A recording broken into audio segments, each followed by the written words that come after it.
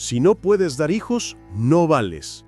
Con esa frase que parecía un castigo divino, el padre de Catalina le empujó al centro de la plaza del mercado, donde el polvo danzaba entre los puestos como si intentara cubrir su vergüenza.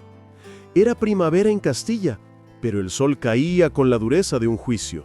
La gente murmuraba, algunos con lástima, otros con desprecio. Nadie se atrevía a hablar, pero tampoco a mirar hacia otro lado. Catalina, con su vestido azul desteñido y los nudillos blancos de tanto apretar las manos, sabía que no había salida. Su padre la presentó como si fuera una herramienta vieja y abollada.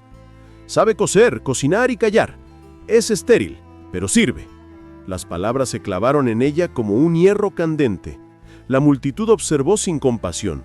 Catalina ya había suplicado antes a un marido que la expulsó tras 2 años de intentos fallidos y a una familia que decidió que una mujer sin hijos no tenía espacio en su hogar. Esta vez permaneció en silencio. Había aprendido que llorar nunca cambiaba nada. Fue entonces cuando la gente se abrió como una marea y un hombre avanzó entre ellos. No tenía la mirada calculadora de un comprador, ni el gesto nervioso de quien teme gastar de más. Era un hombre recio, de hombros anchos y capa manchada de polvo, con las manos llenas de cicatrices que parecían contar historias que nadie se atrevía a preguntar. Sin siquiera mirarla, sacó una pequeña bolsa de monedas y la dejó caer sobre la mesa con un tintineo seco. «No será juzgada más», dijo, con una voz tan firme que el aire parecía detenerse. El padre levantó una ceja, sorprendido por la rapidez del trato. ¿Seguro? No hay devolución. Pero el hombre no respondió. Simplemente asintió una vez, giró sobre sus talones y comenzó a alejarse. La multitud ya se dispersaba, como si la escena nunca hubiera ocurrido. Catalina recogió su pequeño atillo, un par de zapatos gastados y un recuerdo que no podía abandonar, y lo siguió sin levantar la mirada. Todavía no sabía su nombre, ni que ese paso, tan frágil y silencioso, marcaría el comienzo de un destino que ella jamás habría imaginado. El camino hacia la granja se extendía como una cinta interminable entre campos resecos y cercas torcidas, el tipo de paisaje donde el silencio parecía más viejo que la tierra misma. Catalina avanzaba sentada en el carro, sintiendo cada traqueteo en los huesos, sin atreverse aún a mirar al hombre que la había llevado de la plaza como si fuera parte de una obligación moral. A veces, cuando el viento levantaba el ala de su sombrero, podía ver un rostro curtido por el sol, unos ojos oscuros que observaban el horizonte como si estuvieran buscando algo que se había perdido hace mucho. No era joven, pero tampoco viejo. Llevaba el cansancio de quien ha trabajado más de lo que ha vivido. No habló durante todo el trayecto, y Catalina tampoco encontró palabras que valieran la pena pronunciar. El silencio se volvió un compañero más, tan pesado como el polvo que se acumulaba en su vestido. Solo cuando el carro se detuvo y el chirrido de las ruedas quedó atrás, ella levantó la mirada y vio la casa, una construcción sencilla, de madera oscura, inclinada hacia un lado como si hubiera resistido demasiados inviernos. Detrás un granero, un corral y un pozo. Todo parecía fatigado, como si la vida hubiera pasado por ahí sin detenerse demasiado tiempo. Pero no fue la casa lo que la detuvo, sino los 5 rostros pequeños que la observaban desde el umbral. 4 niños y una niña. Todos con las mejillas enrojecidas por el frío y la curiosidad brillando en los ojos. No se movían, no hablaban, solo miraban. El hombre, Rodrigo, aunque ella aún no conocía su nombre, simplemente dijo: «Es Catalina, se quedará aquí». El más pequeño, de no más de 5 años, se acercó y se aferró a su pierna de él con una confianza que hizo que el pecho de Catalina se apretara. Rodrigo la guió hasta la entrada sin explicaciones adicionales. La puerta no era una puerta, era una manta gruesa colgada para detener el viento. Dentro, el aire olía a leña, a sopa vieja y a soledad. «Tu cuarto está arriba», dijo él, señalando la escalera. «El agua sigue caliente en el cubo». Catalina subió en silencio, rozando la pared con la punta de los dedos, como si necesitara asegurarse de que aquello era real. En el pequeño cuarto, con una cama estrecha y una ventana que daba a un campo cansado, dejó su hatillo sobre la colcha y se sentó. No lloró, aunque el impulso estuvo ahí, agazapado en la garganta. Simplemente respiró, escuchando los sonidos de una casa que no era suya, todavía. La mañana siguiente llegó sin permiso, con el olor a humo viejo y café demasiado fuerte impregnando cada rincón de la casa. Catalina bajó las escaleras con pasos cautelosos, como quien entra en un terreno que no sabe si la aceptará. Los niños estaban ya despiertos, sentados alrededor de la mesa, observándola como si fuese una intrusa silenciosa. El mayor, Martín, tenía los brazos cruzados y una mirada demasiado adulta para su edad. Los otros murmuraban entre ellos, estudiándola, intentando descifrar si esa mujer era una amenaza o una promesa. Catalina intentó hacerse útil de inmediato, aunque sus manos temblaban más de lo que admitía. Preparó pan, pero la masa terminó dura como una piedra. Intentó hervir agua y quemó el borde de la olla. Al coser un calcetín, la aguja se le clavó 2 veces en el dedo y la gota de sangre cayó sobre la tela como una confesión. No dijo una palabra. Estaba acostumbrada a que cada error se pagara con gritos. Así que cuando el caldero de guiso se resbaló de sus manos y se estrelló contra el suelo, extendiendo un charco oscuro sobre las tablas, su cuerpo entero se tensó esperando el estallido, el regaño, el golpe, el desprecio. Pero en lugar de eso, fue el silencio lo que la envolvió. Rodrigo entró justo en ese momento con las botas llenas de polvo del corral. Miró el desastre, luego la miró a ella y sin una chispa de enojo se agachó, recogió la olla, limpió el suelo con un trapo y dijo solamente: «Eso lo guisó». Nada más. Ni un reproche, ni un suspiro, solo esas 3 palabras. Catalina permaneció inmóvil, con la respiración atrapada en el pecho, sin entender qué era ese sentimiento nuevo que le apretaba la garganta. No era vergüenza, no era miedo, era alivio. Un alivio tan extraño que la dejó sin aire. Por primera vez en mucho tiempo, un error no la convertía en una carga. Simplemente era un error, y alguien había decidido no convertirlo en castigo. La noche cayó temprano, llevando consigo un frío que parecía colarse por cada rendija de la casa. Catalina había pasado el día entero intentando no estorbar, aprendiendo a moverse en silencio, observando los ritmos de aquella familia que no era suya. Pero cuando fue a revisar a los niños antes de dormir, encontró a Mira temblando bajo las mantas, con la frente ardiendo como si el fuego se hubiera quedado atrapado en su pequeño cuerpo. Catalina sintió el golpe de miedo en el estómago, un miedo antiguo, ese que se despierta cuando una vida frágil depende de tus manos. No dudó. Buscó agua, encendió de nuevo el fuego, trituró hierbas que recordaba de su madre, las pocas cosas que la vida no le había arrancado, y preparó compresas para bajar la fiebre. La niña lloraba entre sus brazos, delirando, y Catalina la sostuvo con la misma fuerza con la que uno sostiene sus últimas certezas.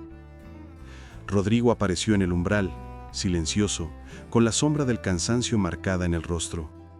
No preguntó nada, solo observó cómo Catalina se movía con precisión desesperada, como si ya hubiera vivido esas noches solitarias donde la enfermedad decide si se lleva a alguien o no. Cuando ella pidió más agua caliente, él la trajo sin una palabra. Cuando pidió mantas, él las dejó a su lado. Y así, entre respiraciones rápidas y susurros, pasaron las horas más largas que esa casa había conocido desde que la madre de los niños murió. Al amanecer, cuando la luz entró tímida por la ventana, Mira abrió los ojos y murmuró con voz quebrada: ¿Puedo comer panqueques? Catalina soltó una risa cansada que terminó siendo un sollozo. Rodrigo exhaló, como si hubiera estado conteniendo el aire toda la noche.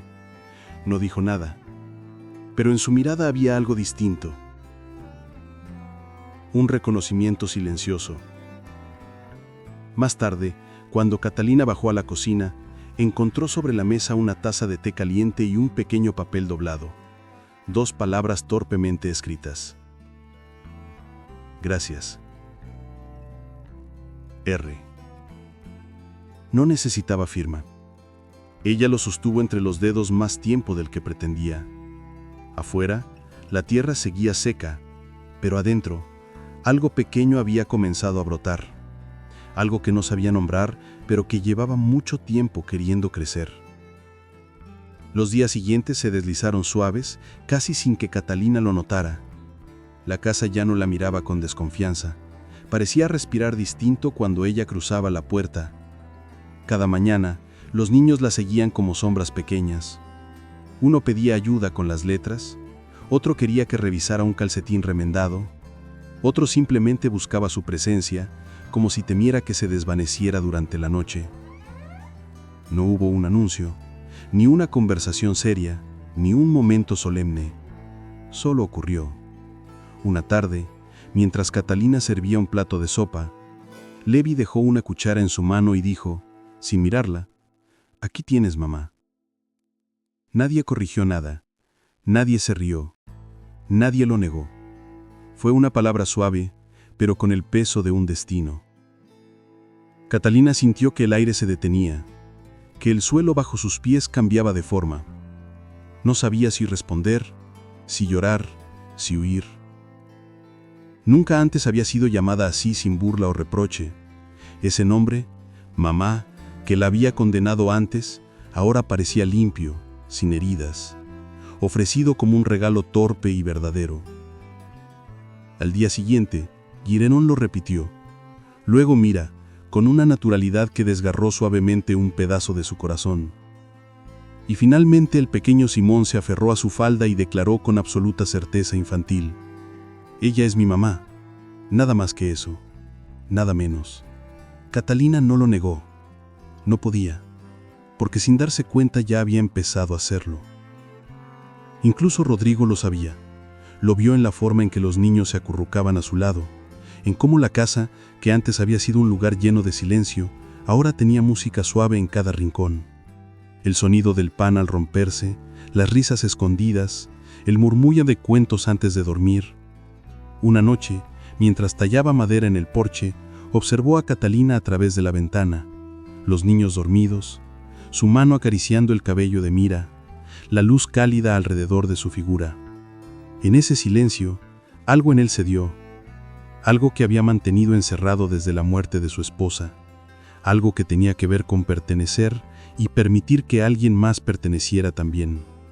Catalina, sin decirlo, había llenado un vacío que la casa llevaba años esperando sanar. El viaje al pueblo era inevitable, la sal se había acabado, y Rodrigo necesitaba clavos para reparar el techo antes de que llegaran las lluvias. Catalina subió al carro sin decir una palabra, pero sus manos delataban la tensión que le recorría el cuerpo. No pisaba una aldea desde el día en que la vendieron como si fuera un saco vacío. Al llegar, las miradas se clavaron en ella como espinas ocultas entre los puestos del mercado. Las voces bajaron, los abanicos se detuvieron a mitad del aire, como si la desgracia tuviera rostro y acabara de aparecer frente a ellos. No tardaron en reconocerla. Una mujer corpulenta, de labios apretados y ojos de víbora, la observó desde el puesto de telas. Era su antigua suegra. A su lado, la nueva esposa de su ex marido, una joven que apenas rozaba la adultez, se pavonaba con un pañuelo bordado. ¿Esa es?, preguntó la muchacha en voz alta, con una sonrisa afilada. «La estéril». La suegra asintió con gusto, como si probara un dulce exótico. «Sí, la que no pudo darnos ni un cachorro». «¿Esta?», dijo señalando su vientre a un plano, «sí podrá. Un hijo fuerte, legítimo, no como ella». La risa arrogante de ambas llenó la plaza. Catalina no respondió. No bajó la cabeza, no retrocedió, pero sus manos temblaron apenas, lo suficiente para que Rodrigo lo notara al salir de la tienda con el saco de sal sobre el hombro. Él se detuvo a su lado, miró a las dos mujeres y luego a Catalina, como si evaluara qué herida acababan de abrirle. Sus palabras fueron pocas, pero su voz cortó el aire como un hacha. Ella es la que cura a Mira cuando le duele la pierna, la que enseña a Simón a no lanzar piedras, la que mantiene esta familia de pie. Las mujeres se quedaron mudas, la plaza también. Rodrigo se giró hacia Catalina. ¿Lista para irnos? Ella asintió, pero el día no había terminado. Esa noche, mientras recogía agua del pozo, un hombre apareció tambaleante desde la oscuridad. Un cazador vecino, borracho, con la boca cargada de risas torcidas y el paso incierto. «¿Mira quién volvió? La que vendieron por vacía». Sus palabras apestaban a vino rancio. Catalina retrocedió, pero él avanzó. «Vamos, solo quiero ver si sigues tan inútil». Su mano áspera atrapó su muñeca. Ella abrió la boca para gritar, pero no hizo falta. El portón del granero se abrió de golpe. Rodrigo cayó sobre el hombre como una tormenta. Un solo golpe bastó para derribarlo en el polvo. El cazador gemía, doblado sobre sí mismo mientras Rodrigo avanzaba un paso más, temblando de furia, con los nudillos ensangrentados. «Si vuelves a tocarla», dijo sin gritar pero con una intensidad que helaba la noche, «cavo tu tumba yo mismo». Luego se volvió hacia Catalina, respirando hondo, con la dureza disipándose de sus ojos. «¿Estás bien?». Ella apenas logró asentir. Sus manos seguían temblando, pero no de miedo, sino de algo que nunca nadie le había dado: protección. Dentro de la casa, mientras ella limpiaba las heridas de sus nudillos, la tensión se transformó en un silencio tierno. «No debiste hacerlo. No por mí». Rodrigo bajó la mirada. «Lo hice porque alguien te hizo daño, y porque no lo permitiré otra vez». Catalina apretó el paño contra su piel, con lágrimas que por fin no le ardían de vergüenza. «Lloré», dijo con la voz quebrada, «pero no porque me asusté». Rodrigo levantó la vista. Ella respiró hondo. «Lloré porque nadie había estado de mi lado así». Y en ese instante, sin palabras, sin promesas, sin tocarla siquiera, algo entre ellos comenzó a cambiar de forma para siempre. El verano llegó sin estridencias, pero con una sequía silenciosa que fue apagando la tierra día tras día. No hacía un calor sofocante como en tierras lejanas, pero sí un sol persistente que secaba los brotes jóvenes y dejaba el campo áspero, con grietas finas como cicatrices antiguas. El arroyo que cruzaba detrás del granero se redujo a un hilo de agua fría, apenas suficiente para los animales. El trigo no llegó a levantarse, y las hortalizas se quedaron pequeñas, endurecidas por la falta de lluvias. Los niños comenzaron a guardar silencio durante las comidas, acostumbrándose sin protestar a porciones más pequeñas. Catalina no se rindió. Cada mañana salía envuelta en un chal para protegerse del viento seco que soplaba desde las colinas con un frío engañoso. Abría surcos nuevos con las manos heladas, removía la tierra endurecida por semanas sin lluvia y regaba las plantas con cubos que pesaban más de lo que su fuerza permitía. Algunos campesinos vecinos le ofrecieron ayuda, pero ella negó con una sonrisa cansada. Aquella tierra, aquella lucha, era suya ahora, como si su vida dependiera de demostrarle al mundo que también podía hacer brotar algo, aunque no fueran hijos. Rodrigo la observaba desde lejos, con la postura de un hombre que no sabía si admirarla o temer que se agotara por completo. Una tarde, el viento cambió de dirección y el aire se volvió extraño, más pesado. Fue entonces cuando Rodrigo no regresó del campo. Catalina sintió un vacío inmediato en el pecho. Dejó el cubo en el huerto y corrió hacia los pastos. Lo encontró junto a la cerca, apoyado contra un poste, con el rostro pálido y empapado de sudor frío, como si una fiebre súbita hubiera caído sobre él. Intentó levantarse cuando la vio, pero sus piernas no respondieron. «Estoy bien, solo cansancio», murmuró, aunque su voz temblaba. Catalina pasó su brazo bajo el suyo, lo sostuvo con firmeza y lo ayudó a volver a la casa. Esa noche se quedó a su lado, cambiando paños húmedos sobre su frente, dándole sorbos de agua tibia y escuchando su respiración irregular mientras afuera el viento golpeaba la ventana como un visitante impaciente. La fiebre lo hizo delirar. Murmuró palabras sueltas, nombres que Catalina no conocía y recuerdos confusos de inviernos pasados. Luego, ya casi dormido, en una voz apenas audible, dejó escapar una súplica que le partió el alma. «No me dejes, tú también no». Catalina inclinó la cabeza cerca de la suya, y susurró con una firmeza nueva, una que no sabía que tenía. No pienso irme, no mientras me necesites. Cuando la luz gris del amanecer entró por la ventana, la fiebre había cedido. Rodrigo abrió los ojos y la encontró allí, con las ojeras marcadas, el cabello desordenado y las manos enrojecidas por el trabajo y las noches en vela. Él intentó bromear débilmente. «Pareces agotada». Ella le respondió con suavidad: «Tú estás peor». Y esa simple frase llevó dentro todo lo que estaban empezando a hacer. Días después, cuando ya nadie esperaba milagros, un grito llamó a Catalina desde el huerto. «¡Ven, deprisa!». Era Simón. Catalina corrió, temiendo lo peor, pero al llegar lo vio. En una planta que todos daban por muerta, colgaba un pequeño tomate rojo, firme y vivo en medio de la tierra agotada. Era diminuto, irregular, pero era un símbolo. Rodrigo apareció detrás de ella, aún débil pero con los ojos llenos de asombro. Catalina tomó el fruto entre sus manos y con la voz quebrada dijo: «A veces la tierra responde, cuando uno no se rinde». Rodrigo miró sus manos, cubiertas de tierra y remendadas aún con el pañuelo rojo que él le había dado. Luego, sin decir una sola palabra, las tomó entre sus manos y las besó. Un beso lento, agradecido. El tipo de gesto que no pide permiso, pero tampoco perdón. Esa noche cortaron el tomate en 6 pequeñas porciones, una para cada niño y una parte que compartieron entre ellos. Lo comieron como si fuera un tesoro, no por su sabor, sino por lo que significaba, que, aún en tierras cansadas, aún podían hacer algo nuevo.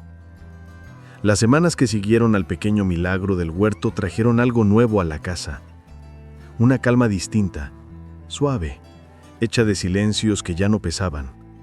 Rodrigo caminaba mejor, aunque aún llevaba el cansancio metido en los huesos, y Catalina volvía a trabajar entre las plantas con una determinación silenciosa que parecía encender todo lo que tocaba.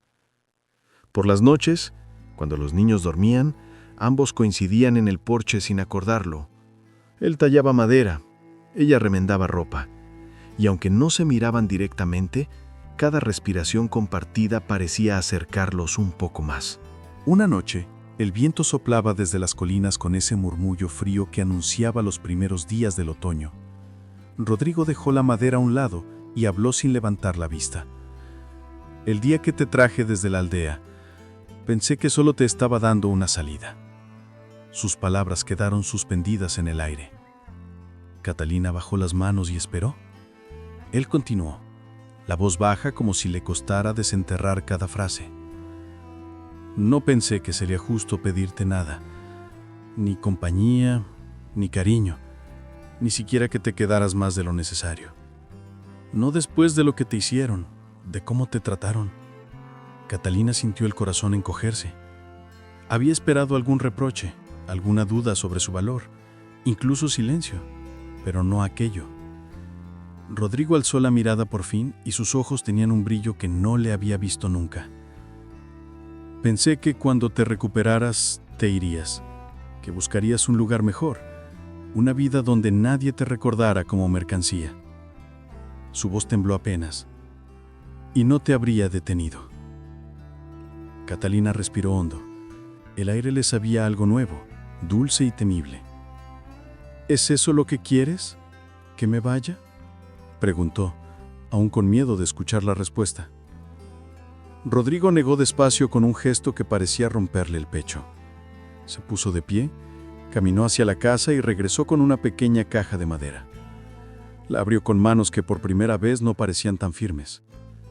Dentro descansaba un anillo sencillo, de plata opaca con una flor grabada. «Era de mi madre», murmuró. Luego levantó la vista y lo dijo sin rodeos, como un hombre que ya no quiere guardar nada. «No quiero que vivas en el granero, ni como invitada, ni como deuda. Quiero que vivas conmigo, aquí, en esta casa, si tú quieres, como mi esposa». Catalina se quedó inmóvil con el corazón latiendo tan fuerte que casi dolía. Había pasado años siendo mirada como menos que nada, deseada solo como incubadora, despreciada por no dar hijos. Y ahora, frente a ese hombre que no había pedido nada a cambio, que había defendido su dignidad sin reclamarla, que había visto su valor sin exigir prueba, las paredes que llevaba dentro comenzaron a derrumbarse. «Yo no puedo darte hijos», susurró apenas respirando. «Lo sé, y aún así te elijo». Ella cerró los ojos por un instante, dejando que esas palabras la envolvieran como un abrigo que nunca había tenido. Cuando los abrió, una lágrima silenciosa le corría por la mejilla. No era tristeza, era alivio, era pertenencia. Era la primera vez que alguien la escogía por quien era y no por lo que podía dar. Rodrigo extendió la mano, sin prisa.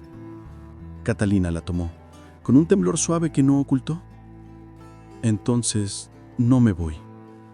No si tú quieres que me quede». Rodrigo sonrió por primera vez en mucho tiempo. Una sonrisa pequeña, torpe pero sincera. Se inclinó, tomó el anillo y lo deslizó en su dedo con una delicadeza que hizo que a Catalina le temblara el alma. Los niños que escuchaban desde la puerta sin saber que eran testigos del comienzo de un hogar, se miraron entre sí antes de abrazarlos.